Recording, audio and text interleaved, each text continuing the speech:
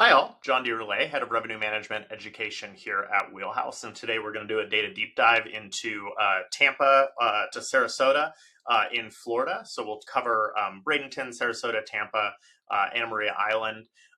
If you haven't been to one of our data deep dives or one of our data deep dive town halls, it's an opportunity for us to pull up some market data and have a conversation about how kind of the past has gone, what's going on right now, where the pacing is, and kind of what to kind of expect for the future.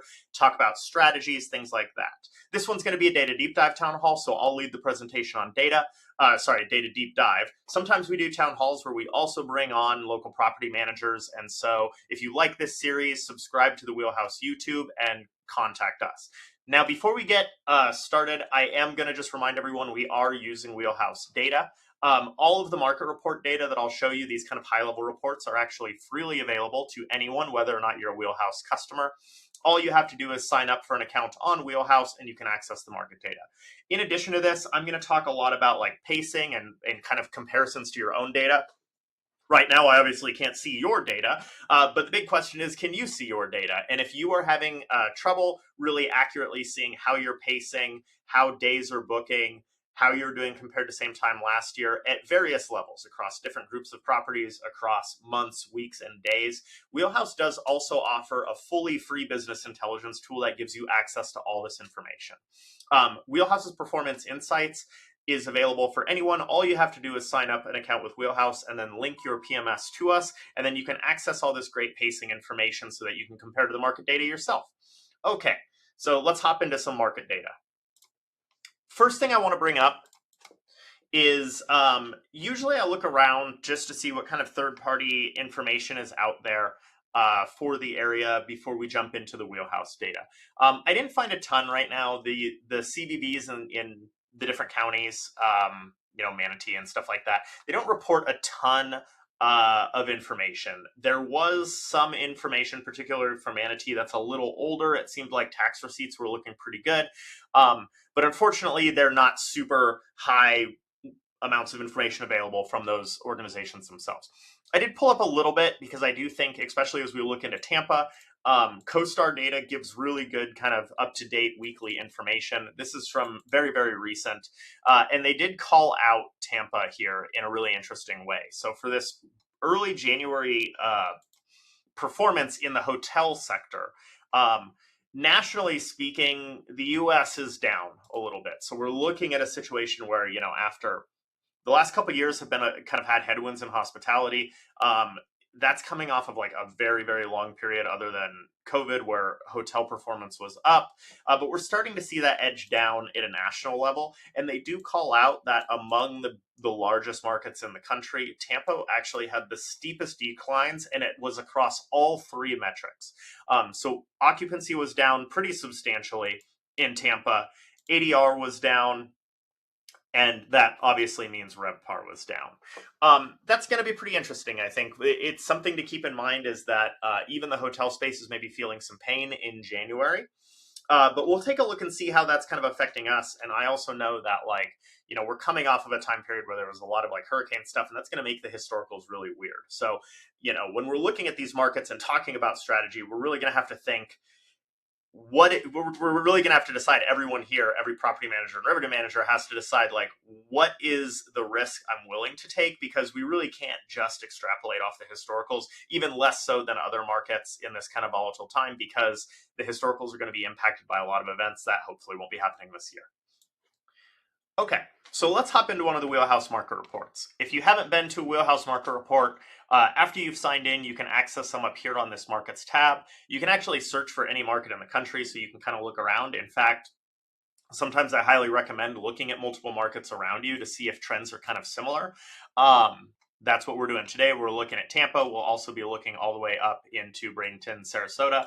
And as you can see, these Wheelhouse market reports are really kind of a broad view of trends in the area, right? We're looking at a pretty big area. We are looking at a lot of listings, 24,000 listings. If you want more neighborhood-specific data, you can utilize Wheelhouse's Sets tool. That's up here on the top. That's an opportunity for you to really draw custom boundaries and get market data. But for now, I'm just going to talk about the big trends because we're kind of talking about what's going on. And in order to do that, I'm going to hop over here to the trends section. And we're going to take a look at adjusted occupancy first. I really like looking at occupancy for a few reasons. The first one is that it's simple, right? Uh, Often occupancy is going to give us it's a really good surrogate for demand, right? And it's easy to read. If occupancy is up, things are probably going decently. If occupancy is down, it's probably pretty competitive. So I think it's a really good place to start whenever looking at market data. In addition to that, occupancy is a really good way to communicate to owners because there's a lot of complex KPIs that go into revenue management in our space, but generally even an owner can understand like if occupancy is up or down.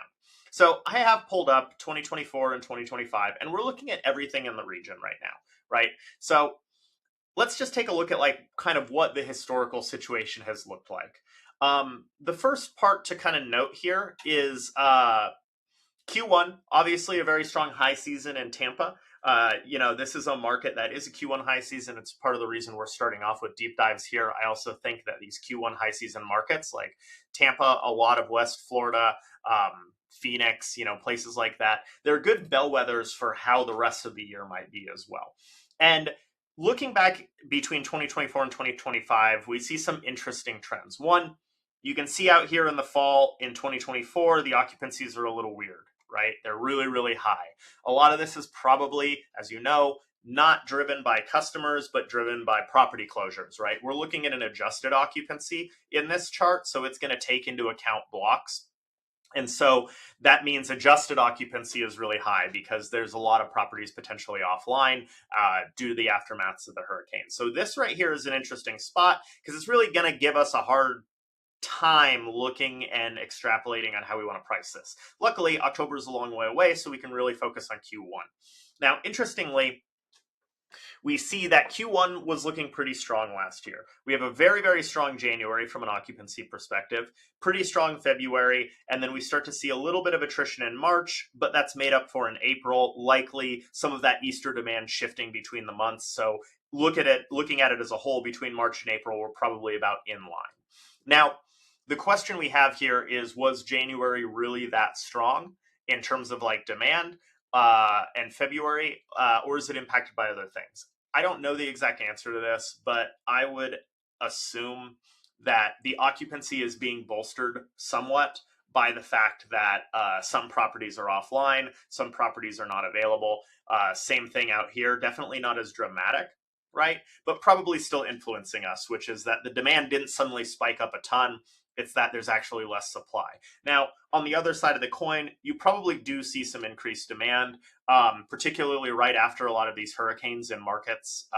After you get past the first season, you see a lot of like aid workers and construction workers and stuff like that, and that can bolster the demand as well. So probably a little bit of a combination here, seeing that this ends up being a little higher in Q1. Once we get into Q2, however, we start to see some shortfalls appear in the occupancy, and this kind of follows a national trend, right?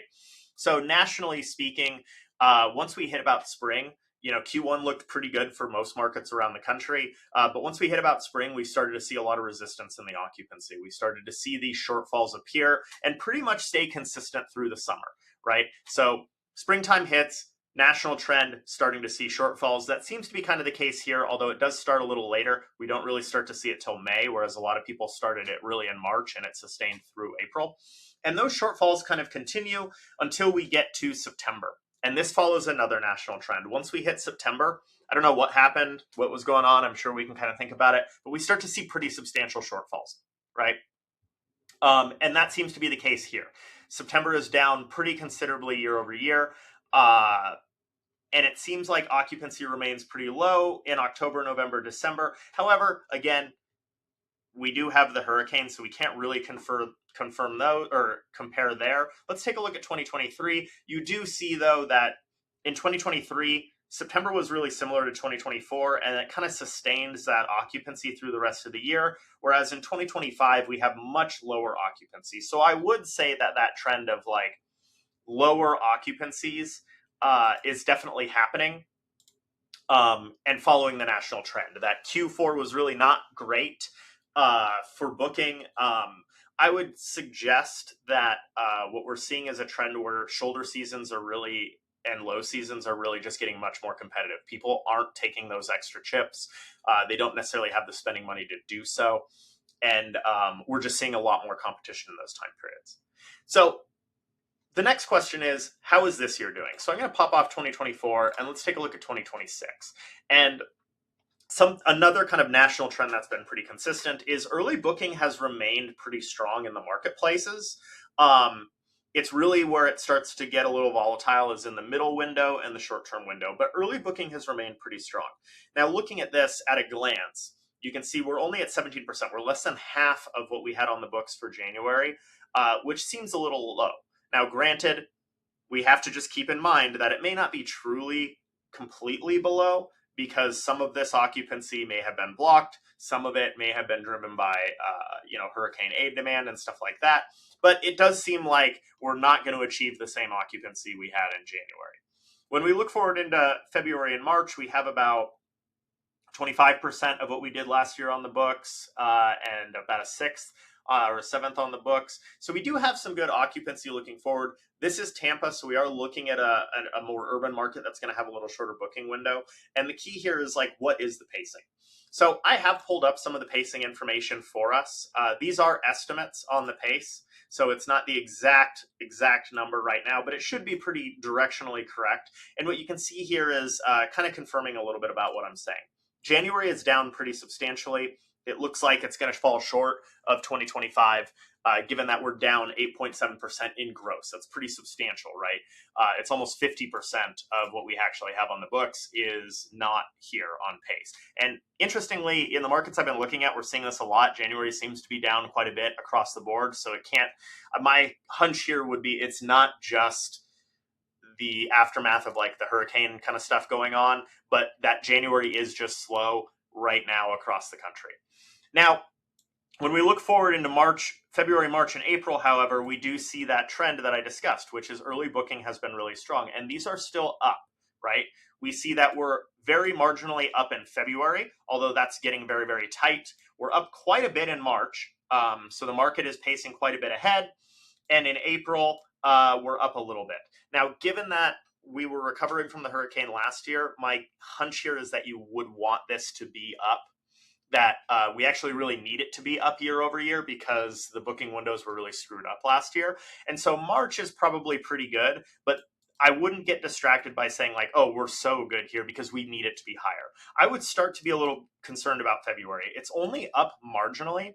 And frankly, because last year's booking windows were screwed up, we should expect this to be up a lot more. So when glancing at this data, I would start to think like, hey, you really need to look at your own pacing and say, am I pacing ahead? Am I meeting the goals that I think are going to get me where I'm going to go? Or do I need to start making changes because the market itself maybe isn't pacing as far ahead as it should be, right? Now, something else I like to look at is asking rates. Asking rates are the average advertised rates. So this is what, where occupancy is going to give us an idea of what the demand is. Asking rate is giving us an idea of what the supply is doing. And so when we look year over year, we see that between 2024 and 2025, generally prices were getting pushed higher. People were advertising higher prices than what they did last year. It was kind of marginal in Q1, which is interesting because that's where things were really doing well. But what is most interesting out here is the rest of the year, prices were generally just higher than they were in 2024. Even though some of the occupancy was starting to fall short. Now, when we pull up 2026, we see an interesting trend, which is the market is continuing to push rate quite a bit. This is where we have to make some decisions, right? Because we would expect that rates would be higher, right? Last year, booking windows were kind of screwed up. We're recovering from the hurricane. Properties are coming back online that were offline, so they're going to come in at lower rates. So we should expect to be able to push higher rates. But the fact is, it's up to us to figure out where that rate needs to be because we don't really know. And the fact is, we're not quite pacing ahead as much as I would hope, particularly for February. And so we may need to start pulling those rates down to maintain this pace. I think the key here is in your own portfolio, you really want to be pacing ahead and you really want to set the rate to achieve whatever pace is going to be there. And if that means you have to cut it a little bit, or you think cutting it might be a good idea, that might be wise. to do. Now, another thing I like to pull up is ADRs. So where asking rates is the advertised rates, ADRs gives us what is actually being sold. And this is telling us a pretty good story here in the sense that we are still selling, particularly for February and March, quite a bit higher than we did last year. The thing I would want to wonder here is these are still less than what's being advertised. So what is coming in is not quite as high as what is being advertised and put out there. So the stuff that's really selling is undercutting what's being advertised a little bit. So that's another kind of indicator that maybe you need to undercut the market a little bit to maintain your pace, especially if we're worried that this February pace is going to start to turn the other direction. Now, I did mention that those early booking windows look really strong and that there maybe are slowdowns starting to occur once we get into the midterm window. We're maybe seeing that in February where we're losing, we really only have a marginal gain where we still have a really large gain in March. Something I would suggest is when you look at these asking rates, you can see that generally the market is pushing really high rates really far out.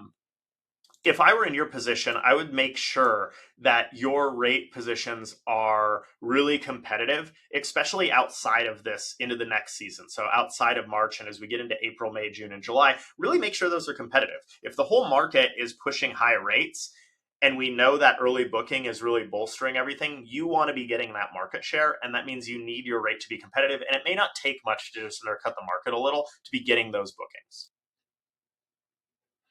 Okay, let's move on to Bradenton, Sarasota, Anna Maria Island. So I have this other market report pulled up here for Bradenton, Sarasota. This does include Anna Maria Island. You can see it does have a little bit out here, but there's almost no listings. There's only 44 listings out here, so a drop in the bucket. The majority of listings are out here on the island and on the mainland. Still a pretty big market, 16,000 listings, and we are seeing that some of these listings are coming offline. So some of the supply growth that we've had over since COVID is starting to level out a little bit, but the question is whether or not the demand is keeping up. Now, let's hop over to the trends and do kind of what we did with Tampa and take a look at the occupancy situations. My guess is because we're in the similar area, we will see fairly similar trends here. We did earlier this week some of the markets a little bit to the south, like Fort Myers and Naples, Florida. And honestly, we're probably seeing pretty similar trends here, although they were less affected by the hurricanes in their data than these markets. So first kind of thing to point out here is we see a very similar trend to the Tampa area in terms of Q1. January is a little higher. We maintain in February. March is down a little bit, but April's up a little bit. Interestingly, this doesn't seem to even out, so maybe a little bit of a loss here in March, April. Once we hit May, we start to see shortfalls. Those shortfalls extend all the way to September, where they start to get worse. We have 2024's hurricane data, but it seems like if we put in 2023, we're hitting significant shortfalls in Q4. So pretty much the same situation as we saw in Tampa at a trend level. Now, when we look at the pacing data for Bradenton, Sarasota, we do have a little bit different story, though. January is looking pretty similar in the sense that January is just down. This seems to be something I'm seeing across markets in the country right now. January is not looking like a good month. Luckily for most people, it's not a super strong month. Even though you guys have a Q1 high season, it's still maybe a shoulder that leads into the high season. But January is down. And given that we're pretty deep into January, I would say, like, honestly, a week or two ago, you probably should have shifted to a much more like occupancy focused perspective.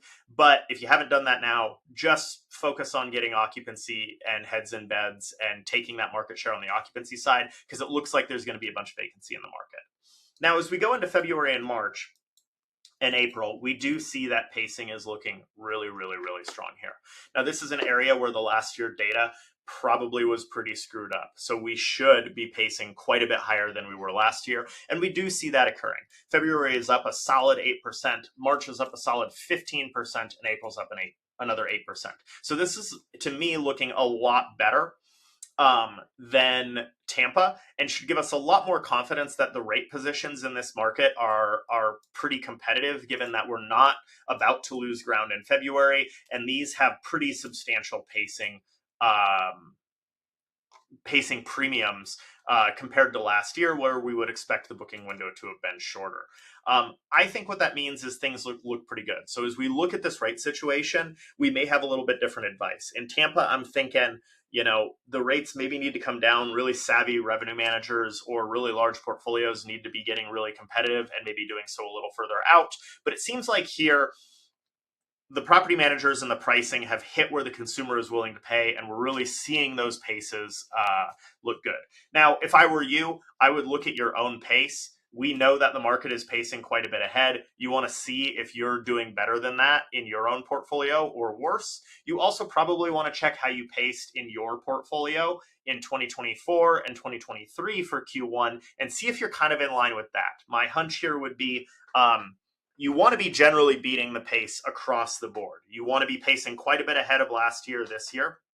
You want to be pacing a little ahead of 2024 for this year as well, just because seeing this kind of shortfall in January, to me, indicates that the short-term window may be a little volatile and you want to have that early booking to bolster you. I think this is also supported by the fact that when we looked at Tampa, they're starting to lose that premium as they enter the mid and short-term window. Right, so these early bookings are really going to be the money makers that provide the foundation for doing really well this year, especially if things start to get a little volatile. Now, when we look at asking rates, which are those advertised rates, I'll pull up 2024 and 2025. We see a pretty similar trend here.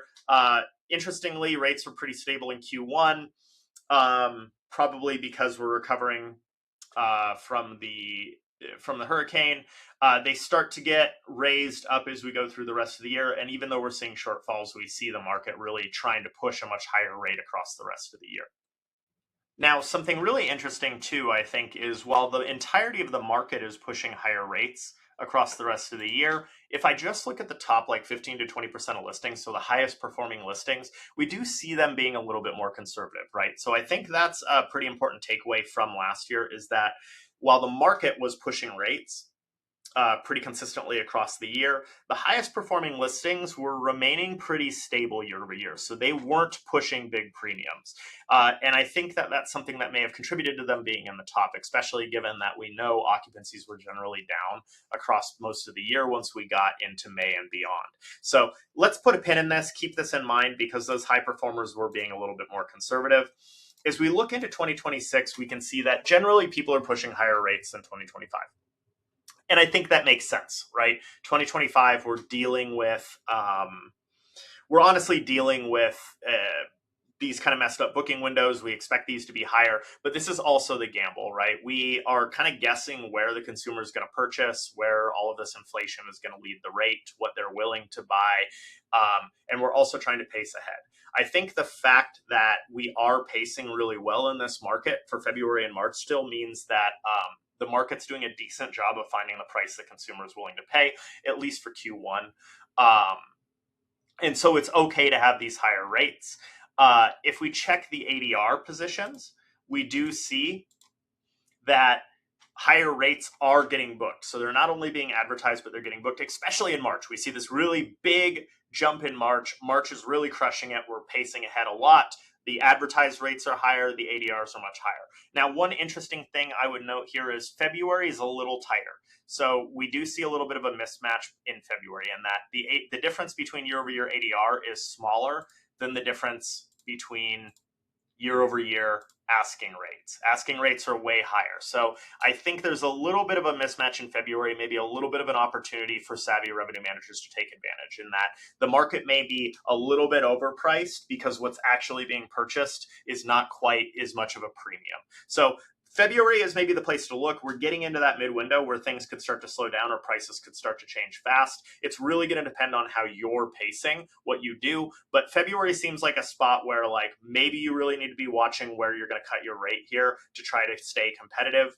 March seems like a spot where property managers are really being rewarded for keeping the rate high and getting those on. And so you probably can keep your higher rate position in March as long as you're pacing in line with the market, which means way ahead of last year and in line with the previous year. Now, one other thing I want to note here is we do see that rates are pushed quite a bit as we get into the summer. This is something that I would express as just an opportunity for folks, which is that um, summer really didn't perform great last year. There's a lot of indicators across many markets in the country that the kind of shoulder seasons and low seasons are really much more competitive. I would encourage people to actually just make sure your rate's much more competitive. I think that the markets are overpricing these. We still have a trend of having premiums like 90 days out or even 60 days out or sometimes 120 days out. So the market just kind of overprices further out. And if we know that this early booking is going to be the foundation, you want to be capturing it. And that means you need your prices to be competitive out here. And so what I would do is just double check, make sure your prices are within 10% of the averages you were actualizing last year, and get your prices in line further out. Because if your prices are too high, and it seems like the market is pretty high right now, you might be just missing out on occupancy you would otherwise get, and you're going to cut the rate when it gets close anyway, so it's not like you're missing out on ADR. In fact, you may be missing out on being able to sell a little higher right now, even though it's lower than what you're currently posting at.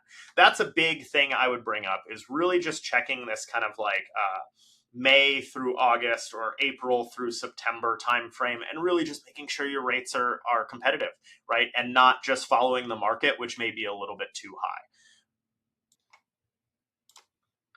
All right.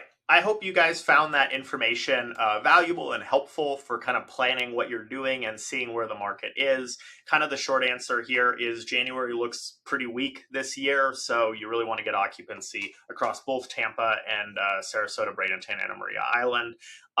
February and March seem to be pacing pretty well, which we really want it to do. We also are seeing higher rates there. And it looks like a pretty good situation. However, Tampa in particular, we're seeing signs that maybe the market's a little bit overpriced.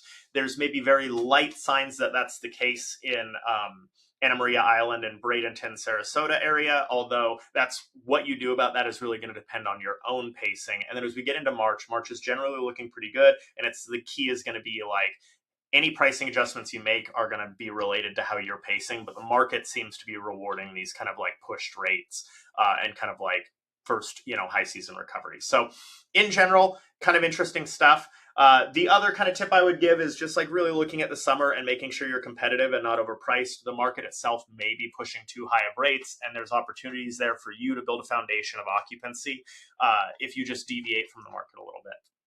Now, quick reminder, this was all Wheelhouse data. You can access all of these graphs that I showed you and download them to send to owners by just going to wheelhouse.com and signing up. All the market reports are freely available. If you want more neighborhood data, you can utilize our sets tool to get into very, very specific market reports for specific neighborhoods or specific communities, stuff like that. And I mentioned a lot about checking your own pace. And if you need some really easy, efficient tools to see your pacing, see how you're comparing to same time last year, and also check exactly what days are pacing ahead and behind and exactly what weeks are doing well so that you can get really granular on your revenue management strategy, Wheelhouse does offer free performance insights for all. All you have to do is sign up at usewheelhouse.com, link your PMS, and you can access all this great information for free. Now, if you'd like some training, please feel free to reach out to us. And if you want to talk about a new revenue management platform, particularly one that very realistically is going to price and not keep you overpriced until the last minute, we'd love to have a conversation. Thanks for your time, and hope to see you again soon. Bye.